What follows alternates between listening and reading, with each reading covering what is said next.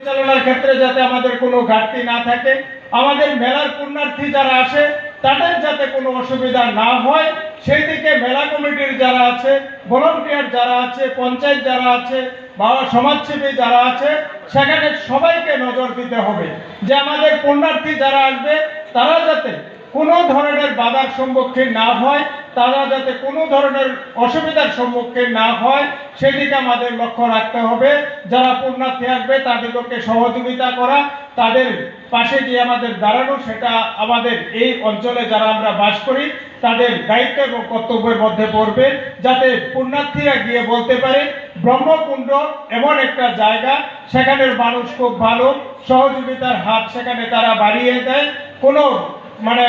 ক্রেতা যখন কোনো দোকানে ঢুকে তাদের উপর কোনো জোর জুলুম করে না, সবাই খুব সুন্দর ভালো ব্যবহার করে। তাহলে আমাদের এই